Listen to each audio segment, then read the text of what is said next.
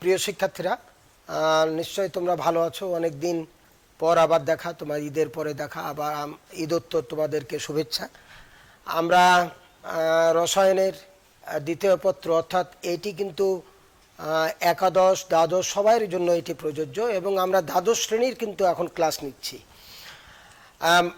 আমরা যে চ্যাপ্টারটা পড়ছিলাম সেই চ্যাপ্টারটা হলো যে তড়িৎ রাসায়নিক কোষ।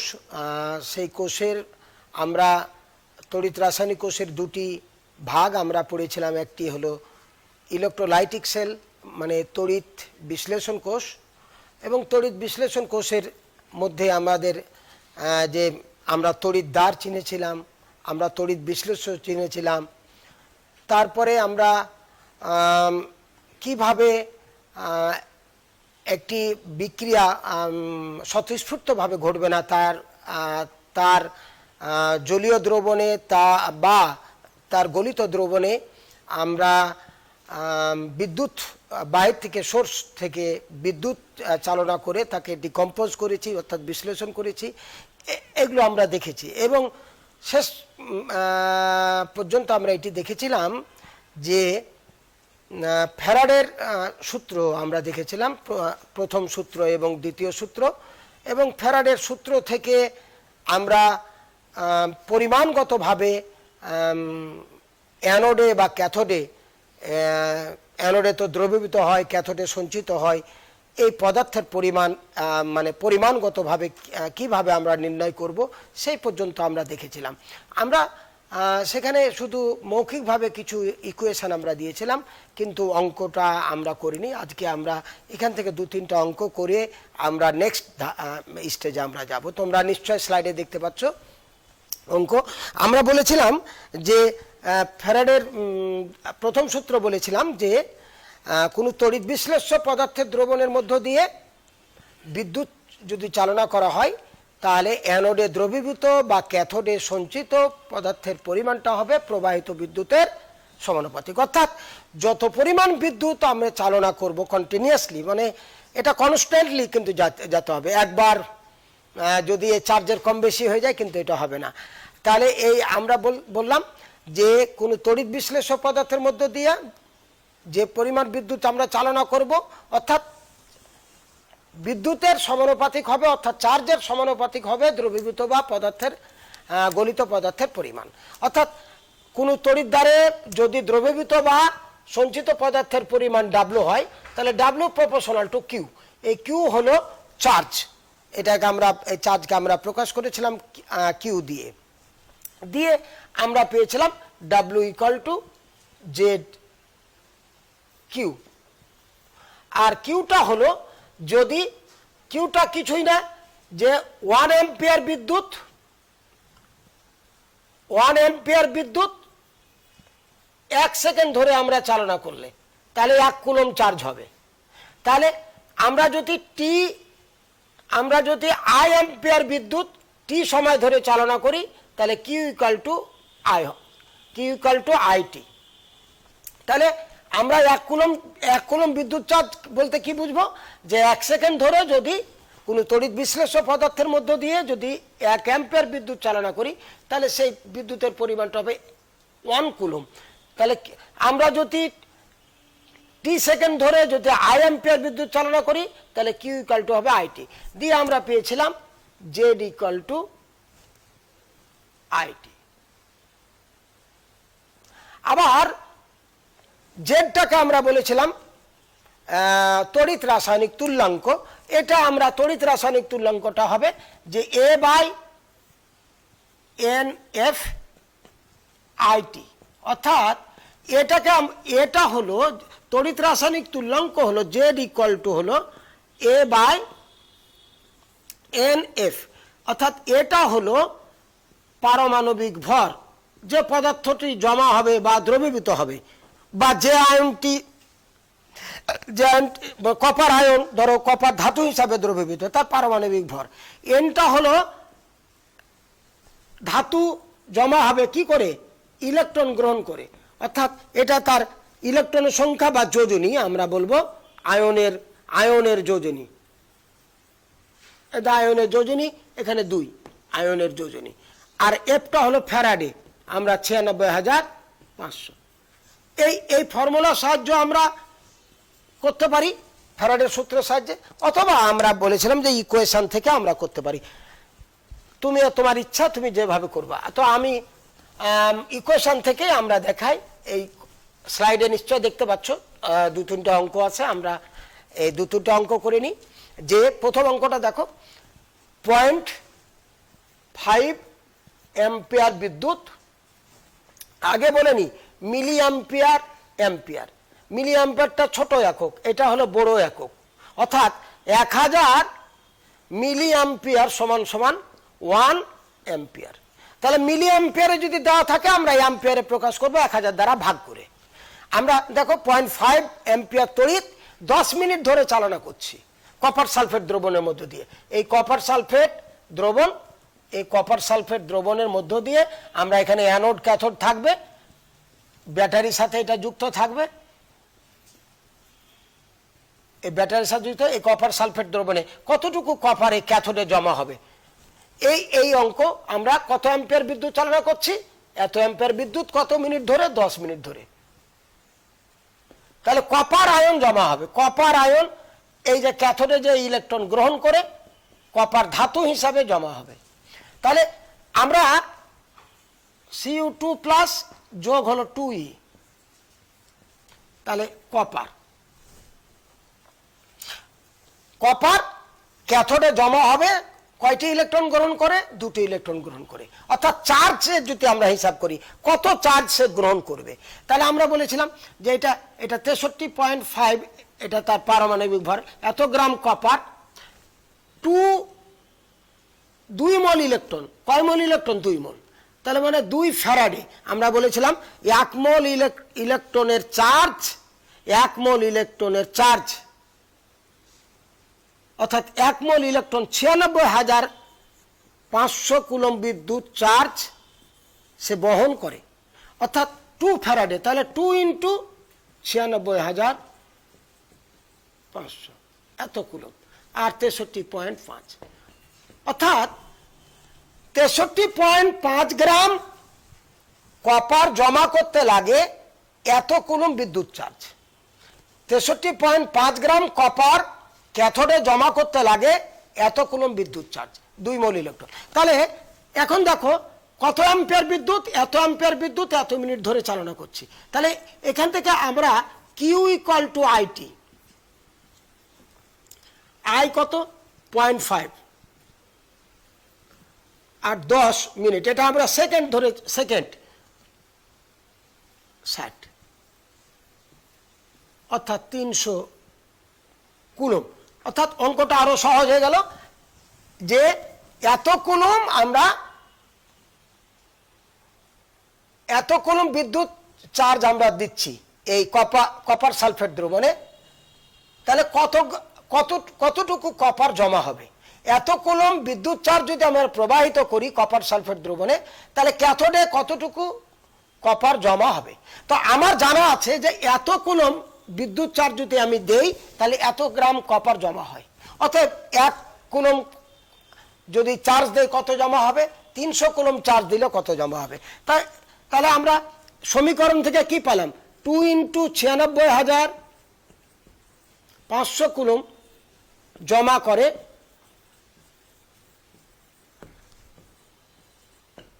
এত গ্রাম কপার।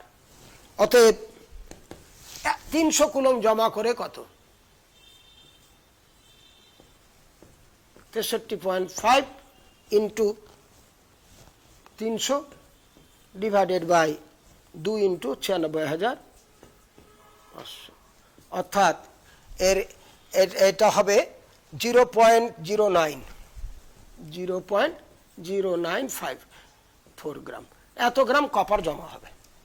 এখন যদি বলে এত গ্রাম কপারের পরমাণু সংখ্যা কতটি কপার পরমাণু জমা হবে, অঙ্কটা এই পর্যন্ত না থেমে বলল যে এত কুলম্ব 0.5 অ্যাম্পিয়ার বিদ্যুৎ 10 মিনিট ধরে চালনা করলে ক্যাথোডে কতটি কপার পরমাণু জমা হবে। আগে তো আমি তাহলে এত গ্রাম কপার পেলাম, তাহলে এত গ্রাম কপারে পরমাণু কতটি আছে, তো আমরা কি জানি যে কপারের 63.5 গ্রাম কপারে থাকে 6.023 ইন্টু 10⁻23 এত। অতএব 1 গ্রাম কপারে থাকে 6.023 ইন্টু 10⁻23 ডিভাইডেড বাই, অতএব ওই যে 0.095 গ্রাম কপারে থাকবে কত, তাহলে এটা 0.095, যতটি হবে এতটি কপার পরমাণু। তাহলে আমরা অঙ্কটা এভাবে দেখি যে 0.5 অ্যাম্পিয়ার তড়িৎ প্রবাহ 10 মিনিট ধরে যদি আমরা কপার সালফেট দ্রবণে, তুতের দ্রবণে চাললে কি পরিমাণ কপার জমা হবে। এর সাথে অ্যাড হয়ে যেতে পারে যে কতটি কপার পরমাণু পাওয়া যাবে। তাহলে যে পরিমাণ আমি কপার পেলাম, এত গ্রাম কপারে কতটি পরমাণু আছে। তো আমার জানা আছে যে পারমাণবিক ভরে থাকে, যে কোনো মৌলের পারমাণবিক ভরে থাকবে 6.023 ইন্টু 10⁻23 গ্রাম পারমাণবিক ভরে। তাহলে 63.5 গ্রাম কপারে থাকে এতটি, একে কত, এটাতে কত। যদি জিঙ্ক যদি বলতো একই কথা, জিঙ্ক কত 65 গ্রাম জিঙ্কে এতটি থাকে, একে কত। এটা কোনো পরমাণুর কোনো ব্যাপার নেই, এটা তোমার রিয়াকশনটা যদি তুমি ঠিক মতো করতে পারো, কপারের রিয়াকশন জিঙ্কের রিয়াকশন একই, দুটো ইলেকট্রন গ্রহণ করে। আয়রন একই, Fe2+ দিয়ে। দেখো পরেরটা বোধহয় আয়রনের আছে। ফেরাস সালফেট দ্রবণে দিয়ে 50 অ্যাম্পিয়ার বিদ্যুৎ 5 মিনিট ধরে চালনা করলে কি পরিমাণ Fe জমা হবে। নিশ্চয় তোমরা একই অঙ্ক পারবা, যে Feর অঙ্ক, এই অঙ্কটা যদি তুমি এভাবে করতে পারতা, দেখো W = A/NF/IT, একই রেজাল্ট পাবা। এর মান আগের অঙ্কটা, পারমাণবিক ভর 63.5 ডিভাইডেড বাই তার চার্জের যোজনী হলো, মানে আয়নের যোজনী 2, F হলো 96,500, I হলো 0.5 আর T হলো 10 ইন্টু 60, একই রেজাল্ট আসবে। সুতরাং তুমি অ্যাজ ইউ লাইক, তুমি ফর্মুলা সাহায্য করতে পারো, এটা সাহায্য করতে পারো। আয়রনের এটা শুধু আমি রিয়াকশনটা দিয়ে দিই, Fe2+ যোগ 2E Fe। এটা আয়রন হলো 58 পয়েন্ট সামথিং, অর্থাৎ 48 এরকম, এত গ্রাম, 58.48 এই আয়রনের ব্যাপার, আয়রনের এটা। তাহলে আমাদের 84, এটা 84 উল্টা গেছে, এটা হলো 2 ইন্টু 96,500 কুলম। তাহলে এত কুলম জমা করে, এত কুলম বিদ্যুৎ চার্জ জমা করে 2 ফ্যারাডে, 2 মল মানে 2 মল ইলেকট্রন মানে 2 ফ্যারাডে। তাহলে 2 ইন্টু 96,500 কুলম জমা করে এত গ্রাম আয়রন। এবার দেখো ওই যে 50 অ্যাম্পিয়ার আছে, 50 অ্যাম্পিয়ার I, তাহলে Q = I ইন্টু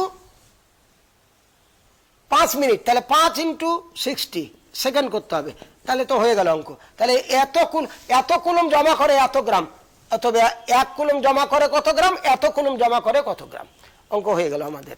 নেক্সট,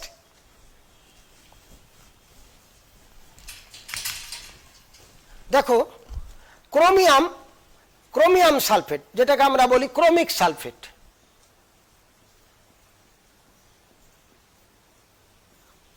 এই যে ক্রোমিক আয়ন, এটা হলো ক্রোমিক আয়ন। তাহলে ক্রোমিক সালফেট দ্রবণে এত অ্যাম্পিয়ার বিদ্যুৎ 2 ঘন্টা যাবত চালনা করলে ক্যাথোডে এত গ্রাম ক্রোমিয়াম জমা হয়। তাহলে আমরা বিক্রিয়াটা লিখে ফেলি, ক্রোমিয়াম যোগ 3 ক্রোমিয়াম, অর্থাৎ এখানে আমাদের যেটা ক্রোমিয়াম 52, এটা 52, এটা 3 ইন্টু 96,500 কুলম। অঙ্কটা দেখো, আমরা চেয়েছি কি এত গ্রাম কপার জমা, অর্থাৎ এই যে ক্রোমিক সালফেট, তাহলে ক্রোমিক আয়ন আর সালফেট আয়ন থাকবে। এবার অ্যানোড আর ক্যাথোডে এটা ব্যাটারির ঋণাত্মক সাইড, এটা ধনাত্মক সাইড। অর্থাৎ এখানে ক্রোমিয়াম, এখানে ইলেকট্রন, ক্রোমিয়াম, ওই যে ইলেকট্রন, ক্যাথোডে যে ইলেকট্রন 3টি ইলেকট্রন গ্রহণ করে ক্রোমিয়াম ধাতু হিসাবে জমা হবে। তো দেওয়া আছে কি 0.0422 অ্যাম্পিয়ার, অর্থাৎ এখানে আই হলো এত অ্যাম্পিয়ার, আর 2 ঘন্টা যাবত, তাহলে টি 2 × 60 × 60 এত সেকেন্ড। তাহলে কিউ ইকুয়াল টু আইটি, তাহলে 0.0422 × 2 × 60 × 60, এটার মোট ইয়ে হবে 303.84 এত কুলম। তো এত কুলম বিদ্যুৎ চার্জ দিলে কত গ্রাম ক্রোমিয়াম জমা হচ্ছে? এই ক্রোমিয়ামটা জমা হচ্ছে 0.0559 গ্রাম। তাহলে দেখো এত কুলম বিদ্যুৎ চার্জ দিয়ে এত গ্রাম ক্রোমিয়াম ক্যাথোডে জমা করছি। এখন বলছে ক্রোমিয়াম আয়নের চার্জ নির্ণয় করো, মানে চার্জ মানে কয় ফ্যারাডে সে ইলেকট্রন সে গ্রহণ করেছে, এই এটুক জমার জন্য কয় ফ্যারাডে সে বিদ্যুৎ গ্রহণ করেছে সেটাই। তো আমরা দেখো 52 গ্রামের জন্য 52 গ্রাম, এই 52 গ্রামে কয় ফ্যারাডে বিদ্যুৎ গ্রহণ করে, অর্থাৎ 3 ফ্যারাডে, মানে 3 চার্জ হবে 3টা, চার্জ হবে 3টা, মানে 3টা চার্জ আছে, অর্থাৎ 3 মল ইলেকট্রন গ্রহণ করছে 52 গ্রামের জন্য। এটাই বের করতে হবে। তাহলে এত 303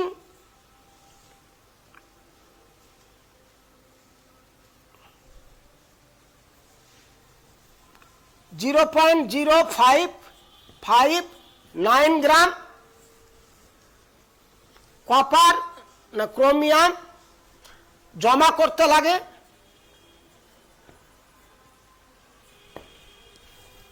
করতে লাগে, কত গ্রাম, কত এই যে এত কুলম 303.84 এত কুলম চার্জ। অতএব 52 গ্রাম জমা করতে কত লাগবে? 303.84 × 52 ডিভাইডেড বাই ওই যে 0.0559, অর্থাৎ এটা একটা বিরাট ফিগার। এই ফিগারটা হবে 282.641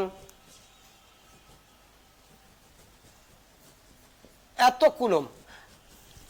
তো আমরা জানি যে 96,500 কুলম মানে কয় ফ্যারাডে? 1 ফ্যারাডে। 96,500 সমান 1 ফ্যারাডে, মানে একটি চার্জের সমান। তাহলে এটাকে যদি আমরা 96,500 দ্বারা ভাগ করে দিই তাহলে হবে এখানে 2.92, মানে অ্যাবাউট 3।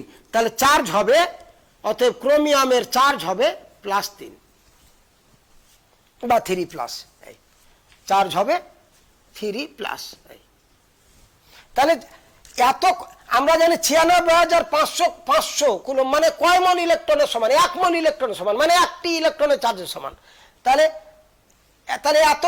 এত কুলম সমান কত? মানে যত কুলম পেলাম 96,500 দ্বারা ভাগ করে 2.92 অ্যাবাউট 3। তাহলে অত ক্রোমিয়ামের চার্জ হলো 3। আমরা আর এখানে আর যাচ্ছি না, আমরা এই তড়িৎ বিশ্লেষণ আমরা একটু বিস্তারিত পড়লাম। এখানে একটি ইলেকট্রোপ্লেটিং বলে কথা আছে, নিশ্চয় আমি বলেছিলাম যে একটি কম মূল্যের ধাতুর উপর, ধরো আয়রনের ধাতুর উপর আমরা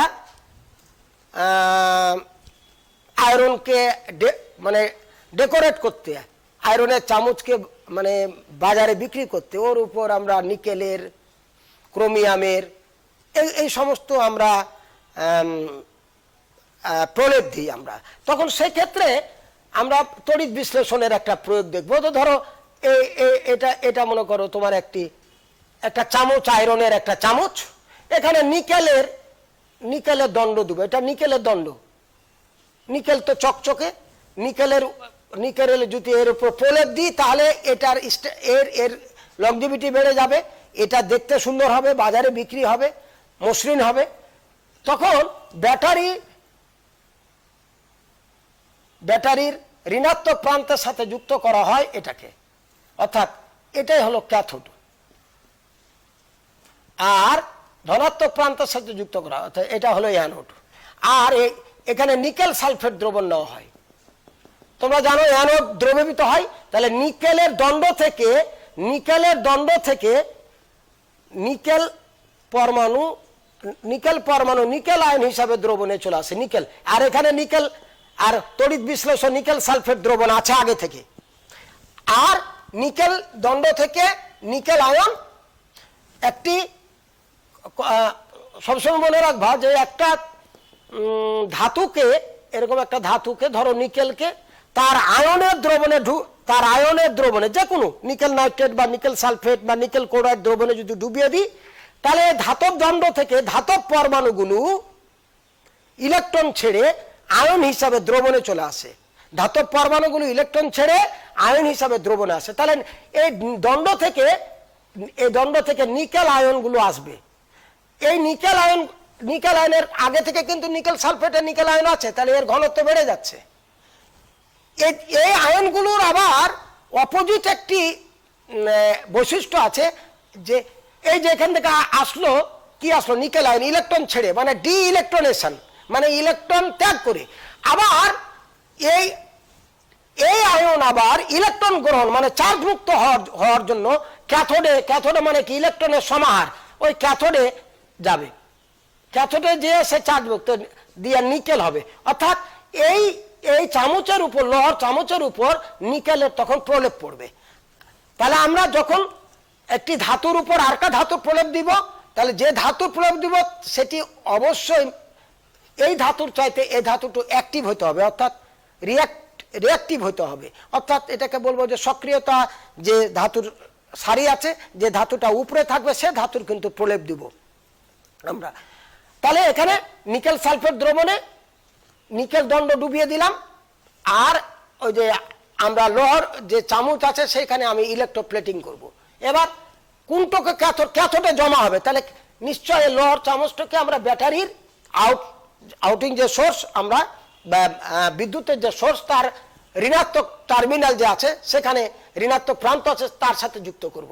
তাহলে ইলেকট্রন ফ্লোটা আসবে এদিক থেকে এদিক, অর্থাৎ ফোর্স করবে এই ব্যাটারির যে টার্মিনাল, ঋণাত্মক টার্মিনাল ফোর্স করবে এদিক দিয়ে ইলেকট্রন ঢুকার, আর এদিক দিয়ে এসে ইলেকট্রন আবার এদিক দিয়ে যাবে, আর বিদ্যুৎ আসবে এদিক দিয়ে। এবার নিকেল দণ্ড থেকে নিকেলের যে পরমাণুগুলো ইলেকট্রন ছেড়ে নিকেল আয়ন হিসাবে দ্রবণে আসে। আগে থেকে নিকেল সালফেট দ্রবণ কিন্তু নিকেল আয়ন আছেই, তড়িৎ বিশ্লেষণ হিসাবে নিকেল সালফেট দ্রবণ ব্যবহার করেছিলাম। এবার আয়নগুলোর বিপরীত কি, ইলেকট্রন ছেড়ে আসলো, আবার ইলেকট্রন গ্রহণ করে আবার ধাতব আয়ন হিসাবে জমা হয়। ইলেকট্রন কোথায় পাবে, এখানে তার ইলেকট্রন পাবে না, ইলেকট্রনের ঘনত্ব কোথায় বেশি, ক্যাথোডে বেশি। তাহলে নিকেল আয়ন ও ইলেকট্রন গ্রহণ করে নিকেল পরমাণু হিসাবে এখানে জমা হয়। তাহলে এই চামচের উপর নিকেলের আস্তরণ জমা হয়, তখন এটা দেখতে কি হবে, ভালো হবে, আমি বাজারে বিক্রি করতে পারবো, ডেকোরেটেড হয়ে গেল। এটা হলো ইলেকট্রোপ্লেটিং। তাহলে আমরা এটা তড়িৎ বিশ্লেষণের একটি অন্যতম প্রয়োগ। আমরা এখন যে একটি গুরুত্বপূর্ণ আমরা জিনিস দেখব, আমরা পড়া দেখব, এটা তোমরা 9-10 থেকে পড়ে আসছো। দেখো তোমরা স্লাইডে, activity or reactivity series of metals. এটি রসায়নে অত্যন্ত গুরুত্বপূর্ণ বিষয়, এটি তোমাদেরকে জানতে হবে। 9-10-এ তোমরা জেনে আসছো যেভাবে, ঠিক একইভাবে একটু আমরা বেশি করে একটু বলবো যে এই সারিটা আমরা আরো ধাতু কিন্তু আছে, আমরা পরবর্তীতে যাচ্ছি। আমরা যে সমস্ত ধাতুগুলো কমন ধাতুগুলো আমি নিয়েছি, সে কমন ধাতুগুলো potassium, sodium, calcium, magnesium, aluminium, zinc, iron, তারপরে টিন, লেড, হাইড্রোজেন। হাইড্রোজেন কিন্তু ধাতু নয়, আমরা রেখেছি যে এটা কম্পারিজন করার জন্য, মানে তুলনামূলক, যে কোন ধাতুগুলো হাইড্রোজেনের চাইতে বেশি সক্রিয় আর কোন ধাতুগুলো হাইড্রোজেনের চাইতে কম সক্রিয়, না কম সক্রিয়। অর্থাৎ এটা একটা তুলনামূলক একটা বিশ্লেষণ। এখানে কার্বনও কিন্তু কোনো কোনো তড়িৎ অ্যাক্টিভিটি সিরিজে রাখা হয়। অর্থাৎ আমরা জানি যে কার্বন বিজারণ আছে, ধাতুগুলোকে বিজারণ পদ্ধতিতে করা হয়।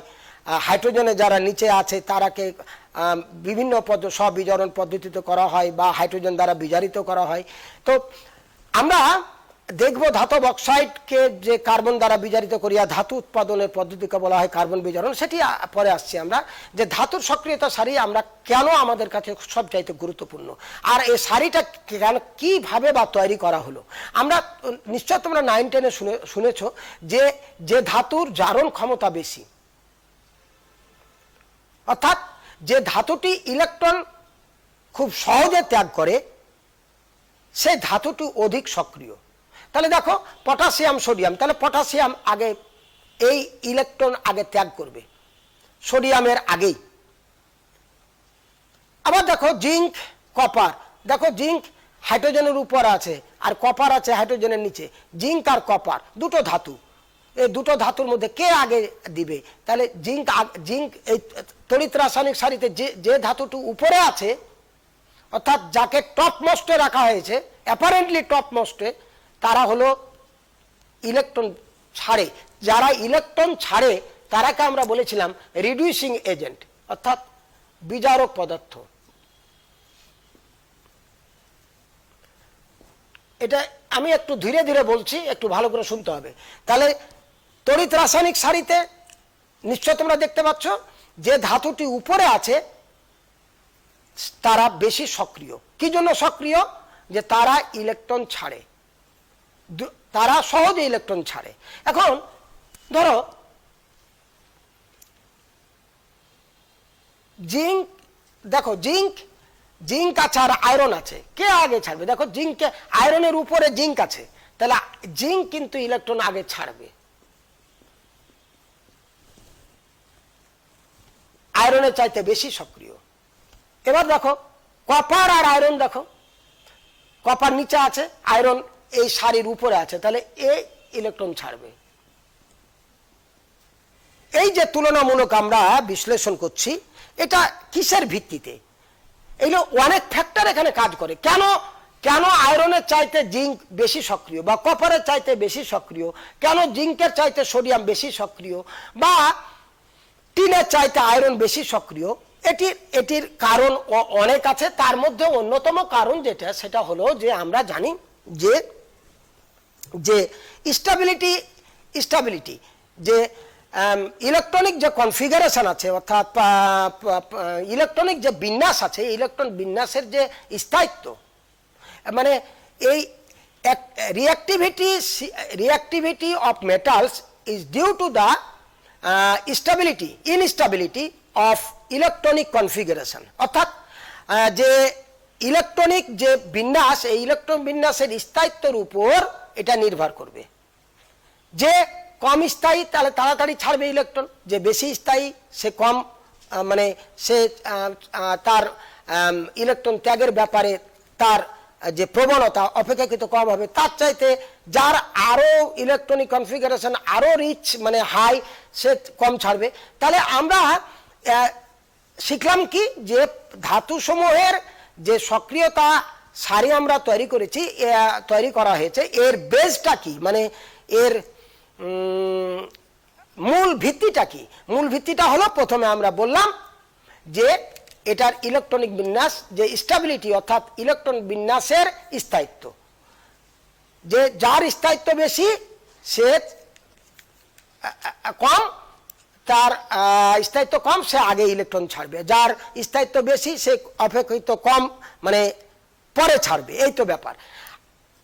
আরো যে কারণগুলো আছে আমরা জানি, যে মেটাল যে আমরা একটা মেটালিক বন্ড তৈরি করে, এই মেটালিক বন্ডের ডিলোকালাইজেশন অফ ইলেকট্রন আছে।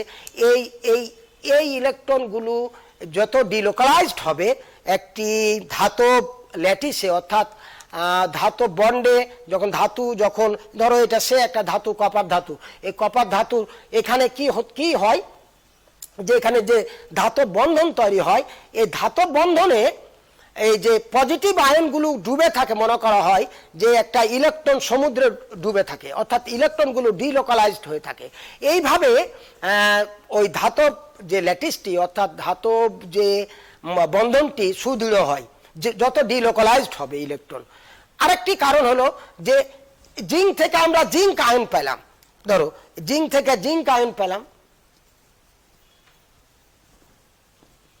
কপার থেকে কপার আয়ন পাবো। সব ধাতুরই টেন্ডেন্সি কি ইলেকট্রন ত্যাগ করবে, অর্থাৎ যে আয়নটা আমরা পাবো এই আয়নটা হাইড্রেটেড অবস্থায়, অর্থাৎ যে দ্রবণে জলীয় দ্রবণে তার অবস্থার স্থায়িত্ব কিরকম। তাহলে মূল তিনটি ফ্যাক্টর, একটা হলো ইলেকট্রন ত্যাগের যে প্রবণতা, তার উপর ভিত্তি করে এই ধাতুর সক্রিয়তা সারি তৈরি করা হয়েছে।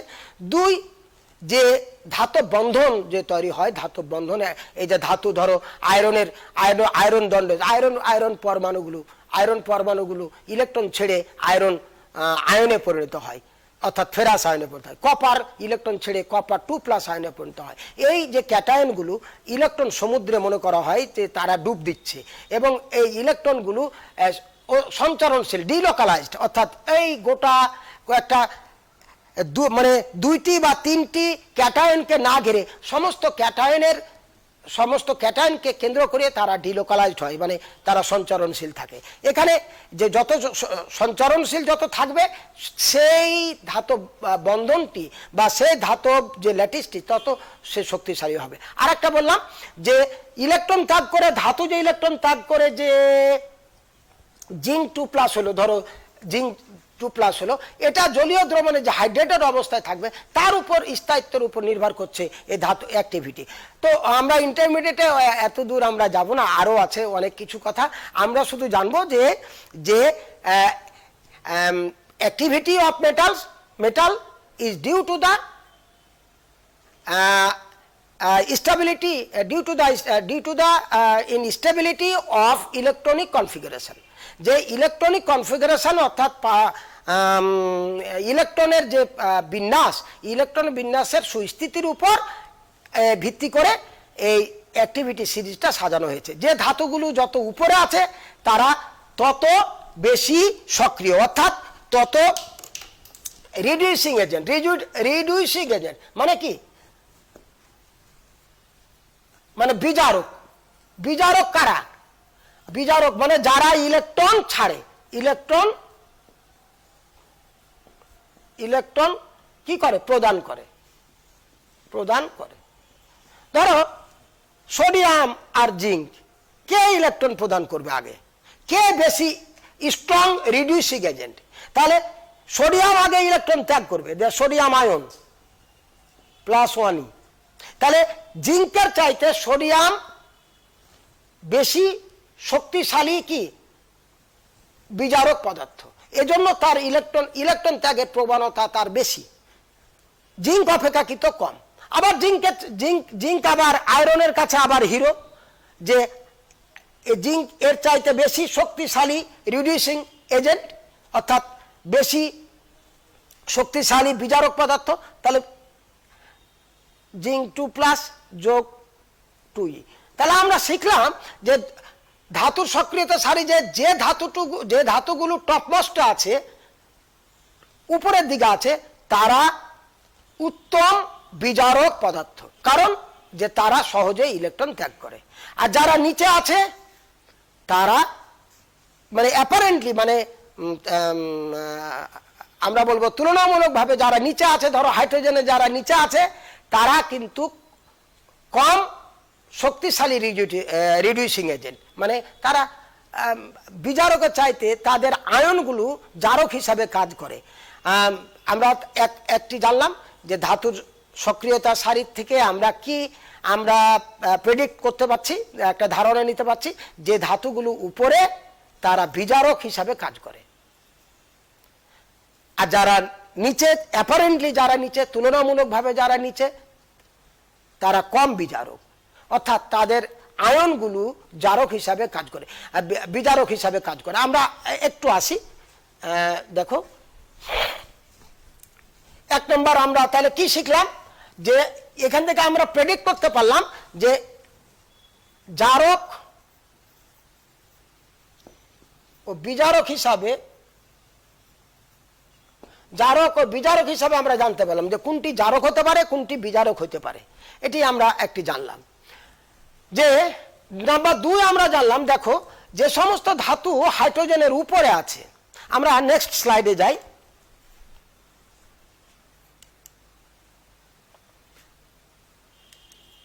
দেখো যে সমস্ত ধাতু আমরা এখানে 4টি আমরা ক্যাটাগরি নিয়েছি। দেখো টপমোস্ট, দেখো যে সমস্ত ধাতুগুলো আছে, এই ধাতুগুলো এই যে প্রথম আছে লিথিয়াম, সোডিয়াম, বেরিলিয়াম, ক্যালসিয়াম, এই সমস্ত ধাতুগুলো যে আছে, এই ধাতুগুলো কি করে, পানির সাথে দ্রুত বিক্রিয়া করে। এই ঠান্ডা পানির সাথে যদি ফেলে দাও, একটি সোডিয়াম ধাতুকে যদি তুমি একটি বিকারে পানি আছে, একটি ঠান্ডা পানি যদি কোল্ড ওয়াটারে যদি দিয়ে দাও, তাহলে এই ওখান থেকে সোডিয়াম কি করে, পানির সাথে বিক্রিয়া করে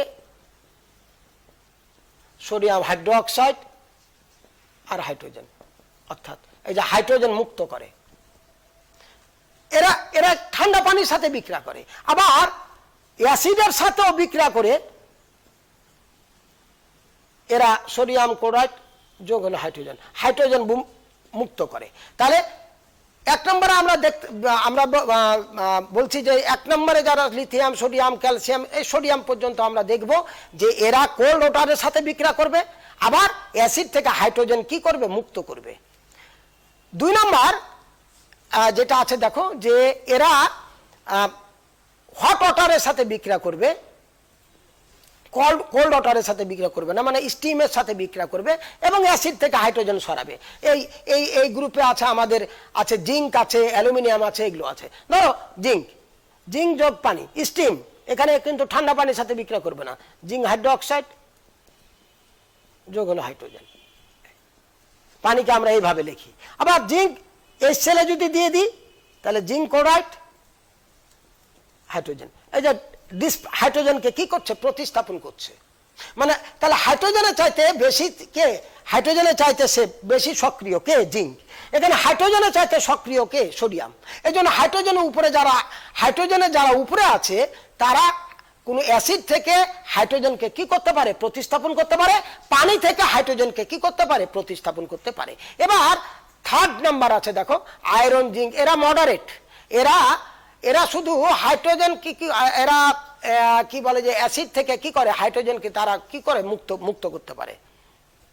লাস্ট আছে, দেখো হাইড্রোজেনের যারা নিচে আছে, তারা কখনো হাইড্রোজেনকে মুক্ত করতে পারে না। অর্থাৎ তোমরা 9-10-এ শুনে আসছো যে কপার যোগ সালফিউরিক অ্যাসিড, নো রিঅ্যাকশন, মানে কপার সালফেট আর হাইড্রোজেন হবে না, নো রিঅ্যাকশন, এটা নো রিঅ্যাকশন। তার কারণ হাইড্রোজেনের চাইতে কপার কম সক্রিয়।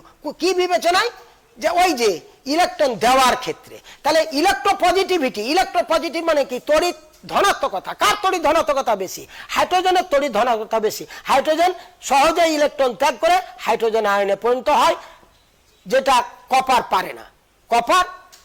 কপার হলো কপার 2+ যোগ 2, কোন বিক্রিয়াটা আগে ঘটবে, এটা ঘটবে, অর্থাৎ এর সক্রিয়তাটা বেশি। এজন্য কপার কখনো অ্যাসিড থেকে, এই সেল থেকে সালফিউরিক অ্যাসিড, অ্যাসিড থেকে হাইড্রোজেনকে প্রতিস্থাপন করতে পারে না। তাহলে আমরা কি শিখলাম, একটা জারক বিজারক সম্বন্ধে আমরা একটা ধারণা পেলাম। 2 নম্বর আমরা পেলাম কি, যে কোন সমস্ত ধাতু বিভিন্ন অবস্থায় পানির সাথে বিক্রিয়া করে। কেউ ঠান্ডা পানির সাথে বিক্রিয়া করছে, তাহলে বেশি সক্রিয়। কেউ আবার স্টিমের সাথে বিক্রিয়া করছে, ওই ধাতুগুলো কম সক্রিয়। কেউ আবার স্টিমের সাথে বিক্রিয়া করছে না, তাহলে আরো কম সক্রিয়। 3 নম্বর আমরা পেলাম যে অ্যাসিডের সাথে বিক্রিয়া, অ্যাসিডের সাথে ধাতুগুলো বিক্রিয়া করে হাইড্রোজেন প্রতিস্থাপন করতে পারে।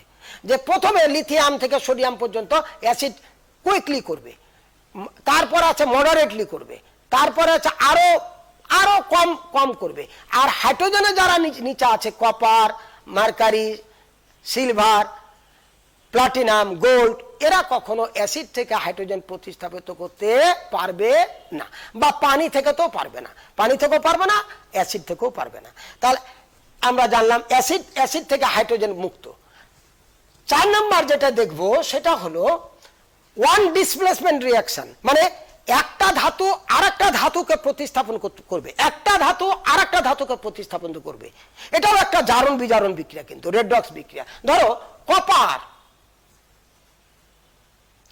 কপার সালফেট যোগ আয়রন।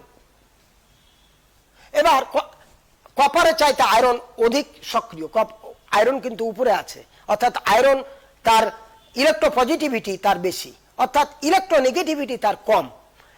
আমাদের পিরিয়ডিক টেবিলে আমরা দেখবো ইলেকট্রোপজিটিভিটি, ইলেকট্রোনেগেটিভিটি কার কম? কপারের চাইতে আয়রনের ইলেকট্রোনেগেটিভিটি কম, মানে ইলেকট্রনের প্রতি তার আসক্তি কম, তাহলে ইলেকট্রন ত্যাগ করার ক্ষমতা তার বেশি, প্রবণতা বেশি।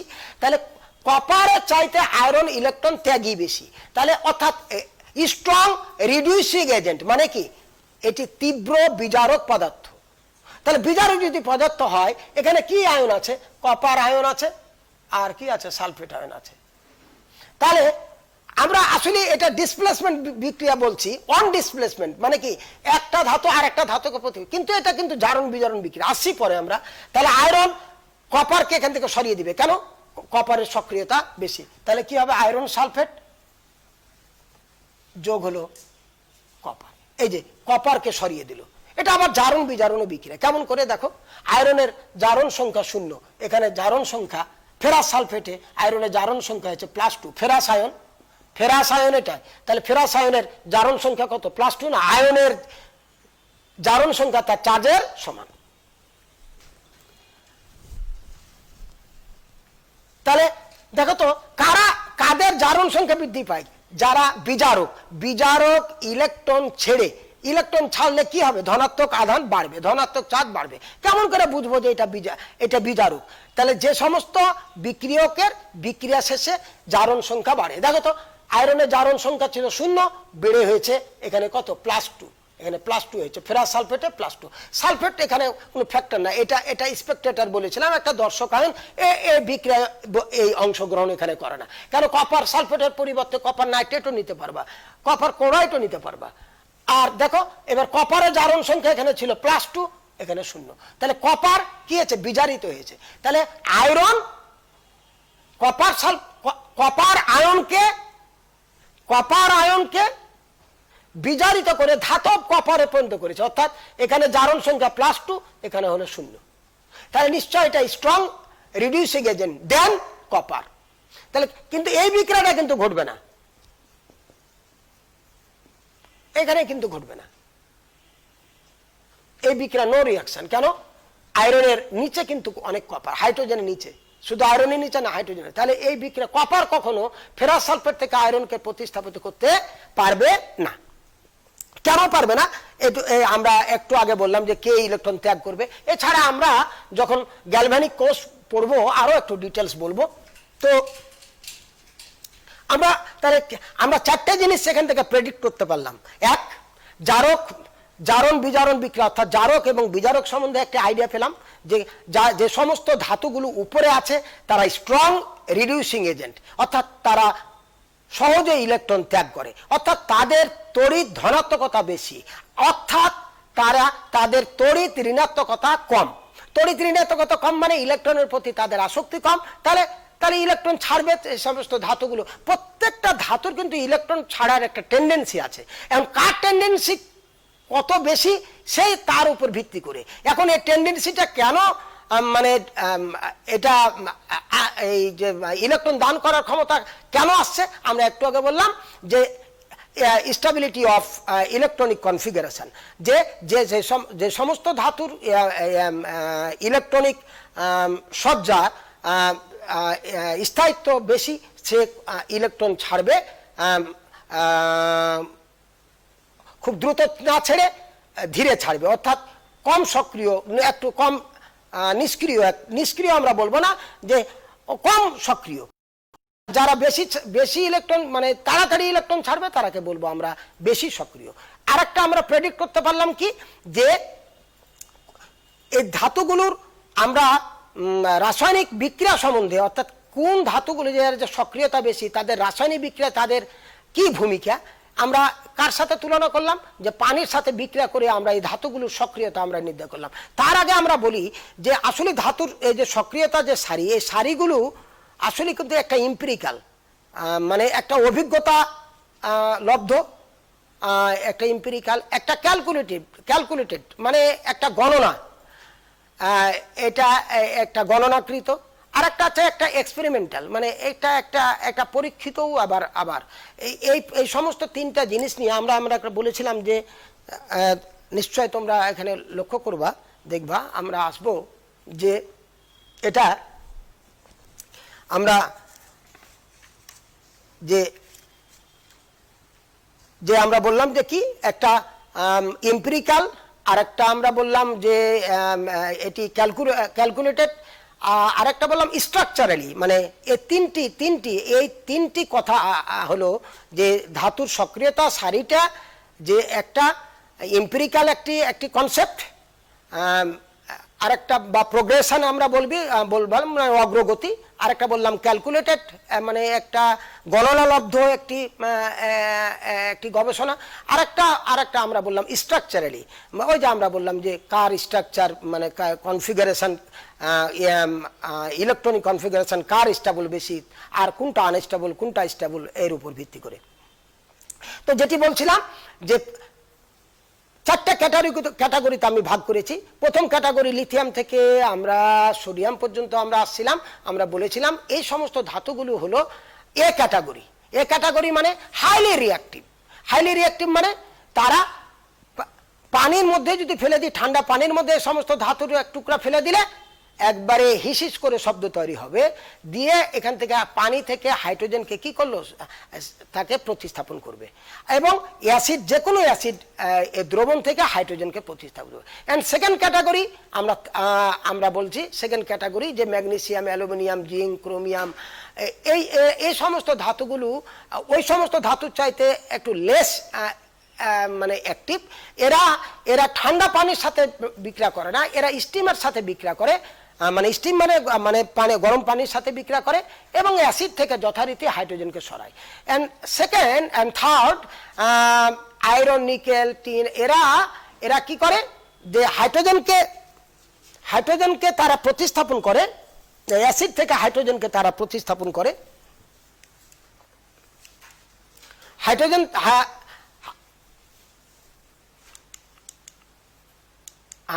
আমরা আসছে হাইড্রোজেনকে প্রতিস্থাপন করে। আর চতুর্থ আমরা দেখলাম যারা হাইড্রোজেনের নিচে আছে তারা কোনো পানি থেকে বা অ্যাসিড থেকে হাইড্রোজেনকে প্রতিস্থাপন করতে পারে না। এটা এক নম্বর দেখলাম। দুই নম্বর দেখলাম কি যে একটি ধাতু আর একটা ধাতুকে কিভাবে রিপ্লেস করে, মানে ওয়ান ডিসপ্লেসমেন্ট রিঅ্যাকশন, এই যে অ্যানাদার কল্ড রেডক্স রিঅ্যাকশন, যে আয়রন সালফেট দ্রবণ, এই যে ফেরাস সালফেট দ্রবণ যোগ জিঙ্ক, এবার আয়রনের চাইতে জিঙ্ক অধিক সক্রিয়, অর্থাৎ স্ট্রং রিডিউসিং এজেন্ট, অর্থাৎ সহজে সে ইলেকট্রন কি করতে পারে, দান করতে পারে।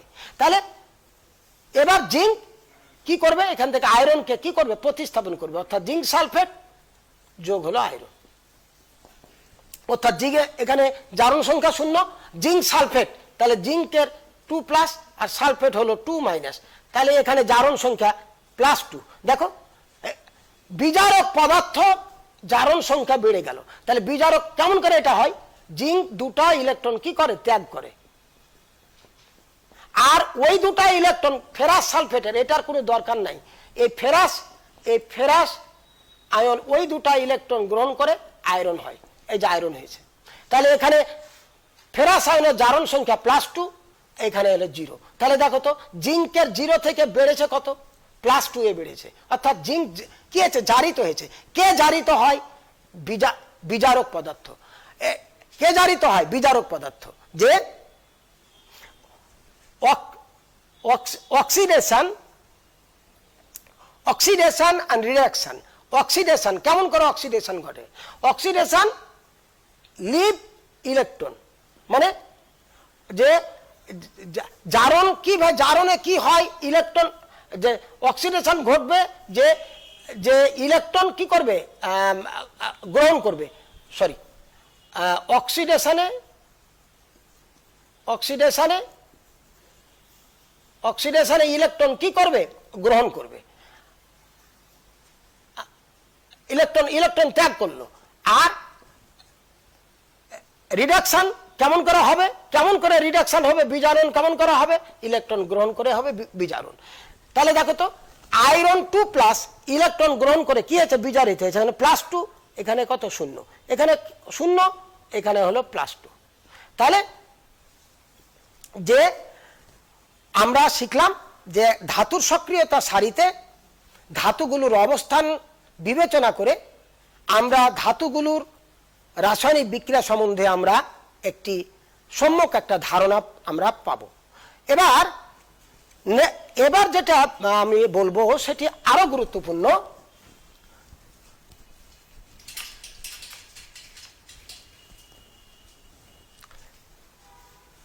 আমরা আসি, আবার প্রথমে আসি, ধরো আমরা যে সমস্ত ধাতুগুলো আমরা বেশি আমাদের কাছে সুপরিচিত সেই সমস্ত ধাতুগুলো নিয়ে আমরা চিন্তা করছি। দেখো তোমরা স্লাইডে দেখো, আর আমি আমার বোর্ডে আমি লিখছি যে এটা পটাশিয়াম, তারপরে সোডিয়াম, তারপরে ক্যালসিয়াম, তারপরে অ্যালুমিনিয়াম, তারপরে হলো জিঙ্ক, তারপরে হলো আয়রন, টিন, তারপরে হলো তোমার লেড, তারপরে আছে তোমার হাইড্রোজেন, তারপরে আছে কপার। দেখতে পাচ্ছে কি না ছেলেরা, দেখতে পাচ্ছে? এটা এ পর্যন্ত দেখতে পাচ্ছে? এটা লাস্টে আছে এখানে কপার, সিলভার, গোল্ড। না ছেলেরা দেখতে পাচ্ছে না, আমি একটু করি, ছোট করে লিখি।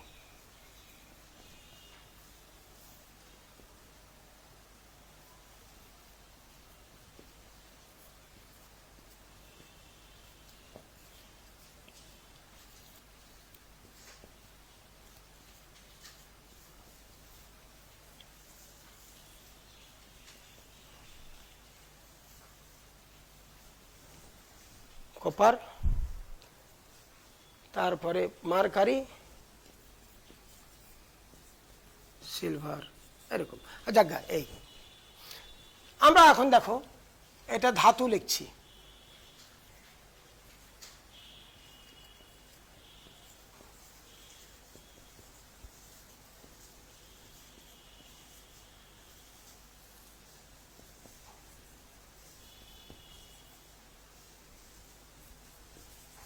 খেয়াল করো, আমরা একটু আগে বললাম যে সমস্ত ধাতু উপরে আছে তারা স্ট্রং রিডিউসিং এজেন্ট, মানে বিজারক পদার্থ। তাহলে জিঙ্ক আয়রনের চাইতে বিজারক পদার্থ, তাহলে জিঙ্ক ইলেকট্রন দান করবে আগে, জিঙ্ক আয়নে পরিণত হবে। আর আয়রন কিন্তু এর সাথে তুলনামূলকভাবে কিন্তু আয়রন কম রিডিউসিং এজেন্ট। এবার প্রশ্ন হলো যে ধাতুর তাহলে দেখো এখান থেকে এদিক কি পাচ্ছে, ধাতুর সক্রিয়তা বাড়ছে। এদিক থেকে যত মানে নিচ থেকে যত উপরের দিকে যাব ধাতুর সক্রিয়তা বাড়ছে। এবার যে কথাটা লিখছি, যে ধাতুর ইলেকট্রন দানের ক্ষমতা বা দানের বা ত্যাগের মানে লস, দানের ক্ষমতা বেশি, সেই ধাতব আয়নের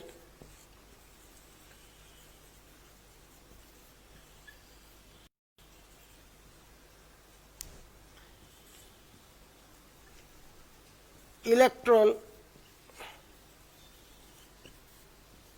গ্রহণের ক্ষমতা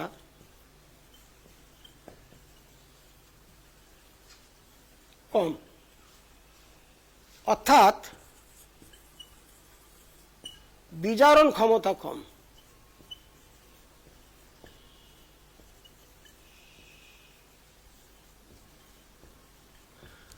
খুব গুরুত্বপূর্ণ কথা। আমরা ধাতুর সক্রিয়তা সারিতে আমরা বলছি নিচ থেকে যত উপরে যাব ক্যালসিয়াম বেশি সক্রিয়, মানে ক্যালসিয়াম ইলেকট্রন বেশি ত্যাগ করবে কার চাইতে? অ্যালুমিনিয়ামের চাইতে। তাই এটা তীব্র বিজারক কার তুলনায়? অ্যালুমিনিয়ামের তুলনায়। জিঙ্কের তুলনায় তো অ্যালুমিনিয়াম, আয়রনের তুলনায় জিঙ্ক হিরো। এইভাবে আমরা তুলনামূলক বিশ্লেষণ আমরা করলাম একটু আগে, যে নিচ থেকে যত উপরে যাব ধাতুর ইলেকট্রন ত্যাগের ক্ষমতা বাড়ছে। সক্রিয়তা বাড়ছে মানে ইলেকট্রন ত্যাগের ক্ষমতা বাড়ছে। ইলেকট্রন ত্যাগ করে সে কি হবে? মানে জারিত হবে। জিঙ্ক ইলেকট্রন ত্যাগ করে জারিত হবে জিঙ্ক 2+। কেমন করে জারণ বুঝবো? যে ধাতুর চাইতে তার জারণ ক্ষমতাটা মানে জারণ অবস্থাটা বৃদ্ধি পেয়েছে, মানে অক্সিডেশন নাম্বার বৃদ্ধি পেয়েছে। জিঙ্ক ইলেকট্রন ত্যাগ করে জিঙ্ক 2+ হয়, তাহলে জিঙ্কের এখানে জারণ সংখ্যা 0, জিঙ্ক 2+ এ +2। অথচ কপার কিন্তু আবার যখন জিঙ্কের সাথে যখন আমরা বিক্রিয়া করাবো তখন কিন্তু কপার কিন্তু তার চাইতে কম রিডিউসিং এজেন্ট। এও ধাতু, এও ইলেকট্রন ত্যাগ করবে কিন্তু এর চাইতে কম। এবার আমরা যে কথাটা বলছিলাম যে ধাতুর সক্রিয়তা বাড়ছে, তাহলে নিচ থেকে উপরে যেতে ধাতুর সক্রিয়তা বাড়ছে, তাহলে এদিকে আসে ধাতুর সক্রিয়তা কি? কমছে। আবার এদিকে এটা কমছে।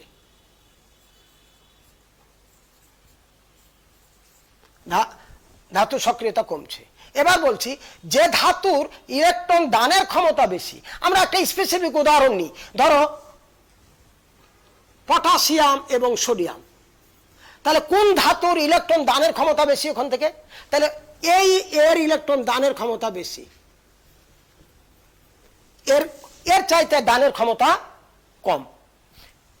যে ধাতুর ইলেকট্রন দানের ক্ষমতা বেশি সেই ধাতব আয়নের, অর্থাৎ এই ধাতব আয়নের। আচ্ছা, রিভার্স বিক্রিয়াটা কি?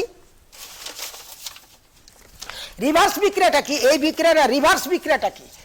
এইটা যদি আমরা রিভার্স করি মানে উল্টা করি তাহলে কি হবে?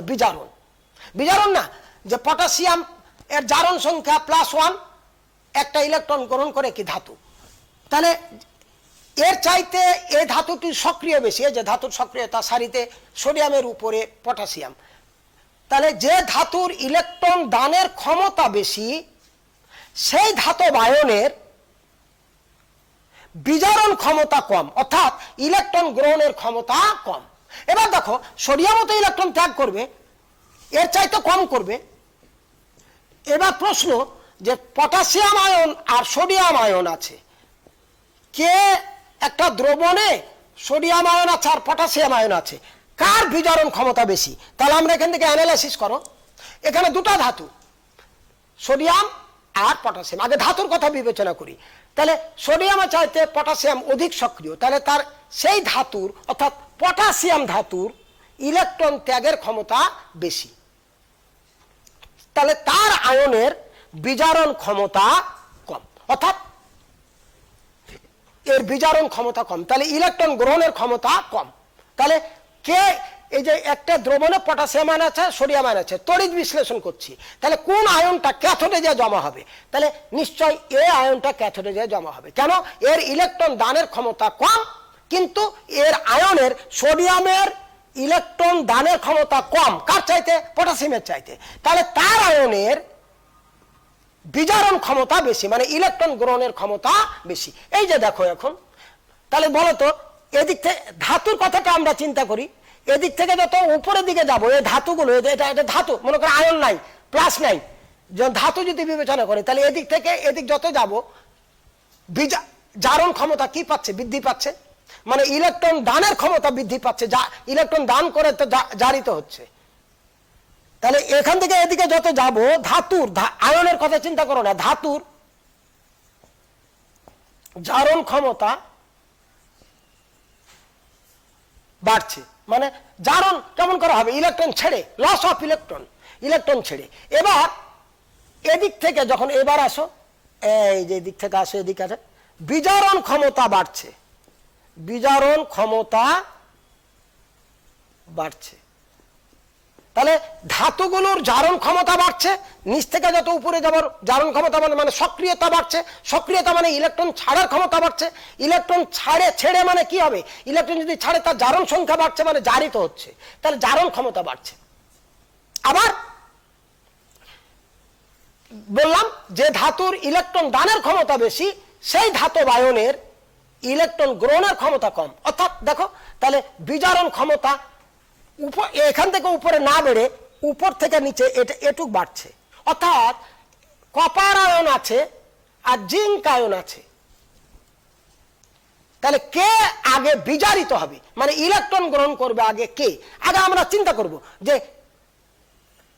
সক্রিয়তা সারিতে কে নিচে আর কে উপরে। কপারের উপরে জিঙ্ক ধাতু, তাহলে জিঙ্ক ধাতুর ইলেকট্রন ত্যাগের ক্ষমতা বেশি, সুতরাং তার আয়নের বিজারণ ক্ষমতা কম। বিজারণ অর্থাৎ আগে কিন্তু কপার ইলেকট্রন গ্রহণ করবে, দিয়ে হবে কপার, এটা চার্জ মুক্ত হওয়ার পরে দেন এটা চার্জ মুক্ত হবে। নিশ্চয়ই আমি আবার এটাকে রিপিট করি যে ধাতুর সক্রিয়তা সারিটা করা হয়েছে কিসের উপর ভিত্তি করিয়া, যে ইলেকট্রন ত্যাগের উপর ভিত্তি করে, অর্থাৎ জারণ ক্ষমতার উপর ভিত্তি করিয়া।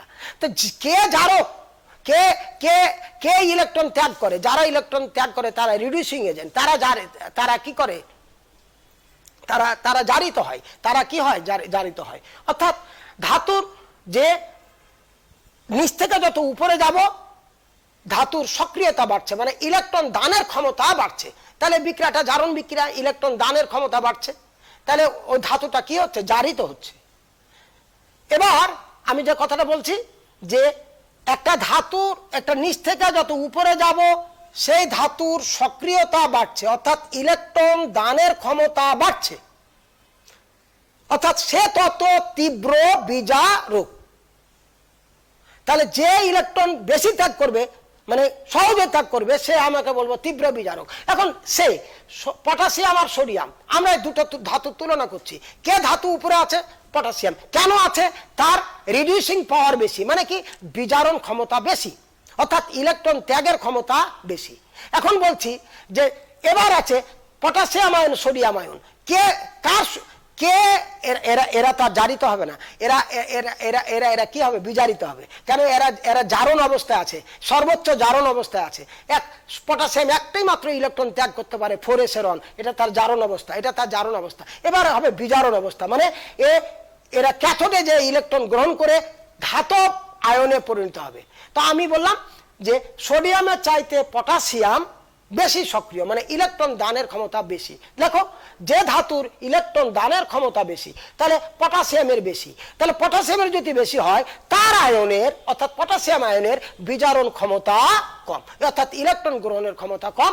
তখন পটাশিয়াম আয়ন ক্যাথোডে যে জমা না হয়ে, পটাশিয়াম ধাতু হিসাবে জমা না হয়ে আগে সোডিয়াম আয়ন, সোডিয়াম ধাতু হিসাবে জমা হওয়ার পর দেন চার্জ মুক্ত হবে পটাশিয়াম আয়ন। তাহলে এই জিনিসটা আমরা এখনো আমরা শিখতে পারলাম।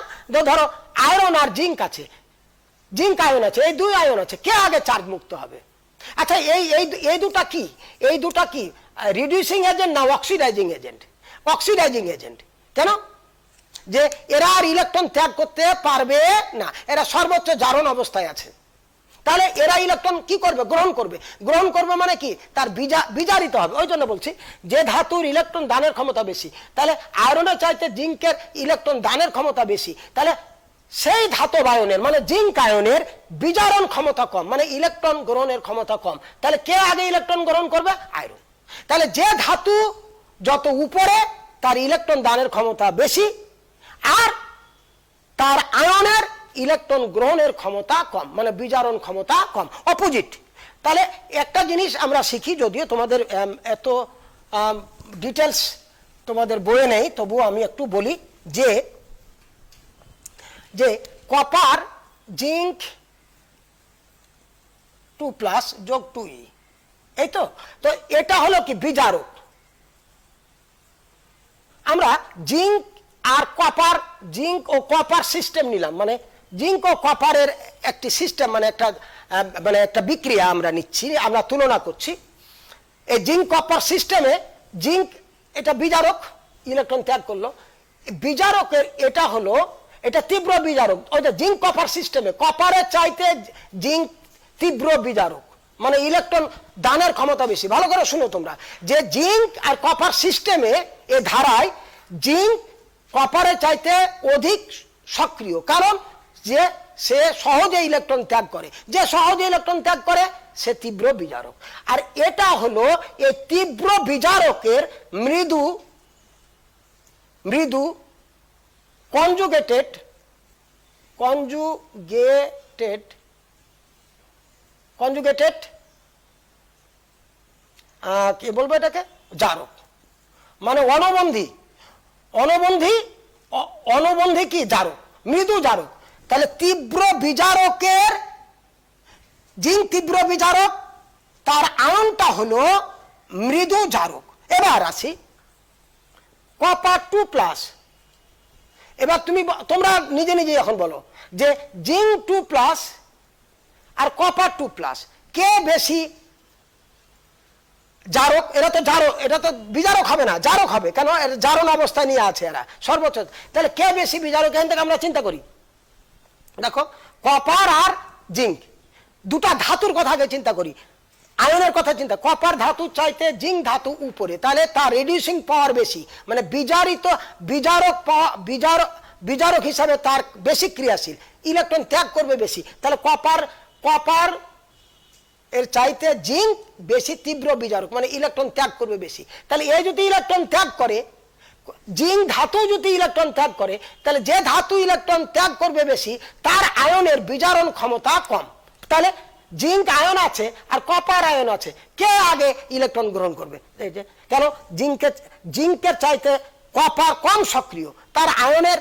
তাহলে এটা এই যে জিঙ্ক আয়ন ইলেকট্রন গ্রহণ করবে না, আগে ইলেকট্রন গ্রহণ করবে কে? কপার। তাহলে যে ধাতুর ইলেকট্রন ত্যাগের ক্ষমতা বেশি সেই ধাতু আয়নের ইলেকট্রন গ্রহণের ক্ষমতা কম। তাহলে এবার বলো তো এটা আর এটা আছে, কে এখন তাহলে ইলেকট্রন গ্রহণ করবে? এটা। তাহলে দেখো তাহলে এটা হলো তীব্র কি, এটার এটা, এ দুটা তো এটা কি তীব্র জারক, তীব্র জারক। এটা তো বিজারক হবে না, ধাতু তো বিজারক হবে, এটা তো বিজারক হবে না, এটা জারক। তার আয়ন মানে সর্বোচ্চ জারণ অবস্থা আমরা বলিনি যে Fe2+, Fe3+, বলো তো সর্বোচ্চ জারণ অবস্থা কে নিয়ে আছে? এটা অক্সিডেশন স্টেট 0, এটা কত? এটা। তাহলে এটা হলো তীব্র, এটা হলো জারক। এর তুলনায় এটা জারক, এর তুলনায় এটা জারক, বা এর তুলনায় এটা জারক। তাহলে সর্বোচ্চ জারণ অবস্থায় যেটা থাকবে সেটা হলো জারক। তোমরা বলেছিলাম যে ম্যাঙ্গানিজ 7+, এই আয়ন সর্বোচ্চ জারণ অবস্থা +7 নিয়ে আছে, তাহলে এটা জারক। তাহলে এটাও জারক, এটাও জারক। তো কোনটা তীব্র জারক? এটা তীব্র জারক। কেন? এর ধাতুটা কম বিজারক, এর ধাতুকে কপার, তাহলে এর ধাতুকে জিঙ্ক। তাহলে জিঙ্কের চাইতে কপার তার মানে লেস রিডিউসিং এজেন্ট, মানে কি কম সক্রিয় বিজারক পদার্থ। তাহলে এবার এটা যদি দ্রবণে থাকে তাহলে এই ইলেকট্রন গ্রহণ করবে, তাহলে 2E। তাহলে এবার কি হবে? কপার। এটা তীব্র জারক, তীব্র জারকের এটা কিন্তু বিজারক। এখন এই বিজারকটা হলো মৃদু বিজারক। তাহলে দেখো তো কপার মৃদু বিজারক কার কারণে? তার তীব্র জারকের বিজারিত হওয়ার কারণে। এবার দেখো এটা কি, এটা তীব্র বিজারক, এটা মৃদু বিজারক। এখান থেকে আমরা এটা একটা মানে খুব বড় ধরনের একটি কনসেপ্ট, আমরা এত দূরে আর যাব না আমরা, তবু নিশ্চয়ই তোমরা বুঝতে পেরেছো যে তীব্র বিজারক ইলেকট্রন ত্যাগ করে যে আয়নে পরিণত হয় ও আয়নটা একটা জারক, কিন্তু মৃদু জারক। আর তীব্র জারক আয়ন, ধাতব আয়ন, যে তীব্র ধাতব আয়ন যে জারক ইলেকট্রন গ্রহণ করে কি হবে? বিজারিত হবে। বিজারিত হলো না, এটা +2, এটা হলো 0। তাহলে যে ধাতু তাই হলো এটা মৃদু বিজারক। তাহলে এটা মৃদু বিজারক আর এটা কি তীব্র বিজারক। এটা দেখো আবার তীব্র জারক, এটা মৃদু, আবার কি মৃদু জারক। আমরা তাহলে তীব্র জারক, মৃদু জারক। তীব্র জারক কারা?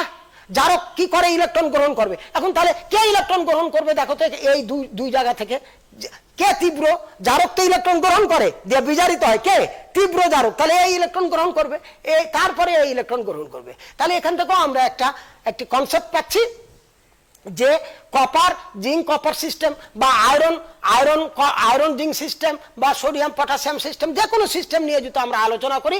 আর একটু বলি, জিঙ্ক ইলেকট্রন ছেড়ে জিঙ্ক আয়নে পরিণত হয়, কার তুলনায় অ্যাপারেন্টলি যে কপারের চাইতে জিঙ্ক তীব্র বিজারক। কেন? এ ধাতুর সক্রিয়তা সারির উপরে আছে, ইলেকট্রন ত্যাগ করে সে কি হলো, জারিত হলো। তাহলে এটা তীব্র বিজারক। তীব্র বিজারকের থেকে যে জারকটা উৎপন্ন হলো এটাকে বলবো মৃদু। তাহলে তীব্র বিজারক ইলেকট্রন ত্যাগ করে যে আয়ন তৈরি করে, যে ধাতব আয়ন তৈরি হয়, সে ধাতব আয়নটা হলো মৃদু জারক। আবার তীব্র ধাতব আয়ন জারক, ধাতব আয়ন তীব্র, এই যে কপার 2+ এর তুলনায়, তাহলে ইলেকট্রন গ্রহণ করে কি হবে, কপার। এখন তীব্র এটা জারকের, মৃদু বিজারক হলো এটা। তাহলে দেখো তো এই মৃদু বিজারক কার, এটা তীব্র জারক, এটা তীব্র বিজারক, দুটাই কিন্তু বিজারক। এখন কে বেশি বিজারক, এখান থেকে আমরা অ্যানালাইসিস করলাম কে বেশি বিজারক, এটা বেশি বিজারক। কেন বিজারক, ইলেকট্রন ত্যাগ করবে বেশি। এটা আর এটা, এ দুটাই কিন্তু জারক। এটা হলো মৃদু জারক, এটা তীব্র জারক। কে ইলেকট্রন আগে গ্রহণ করবে, জারক ইলেকট্রন গ্রহণ করছে। তাহলে কপার আয়ন আছে, জিঙ্ক আয়ন আছে, কে ইলেকট্রন গ্রহণ করবে, এটা ইলেকট্রন গ্রহণ করবে। আমরা নিশ্চয়ই আমরা অনেক দূর এগিয়ে গেছি। আগামী দিন অবশ্যই তোমরা ক্লাস মিস করবে না। আমরা এখানে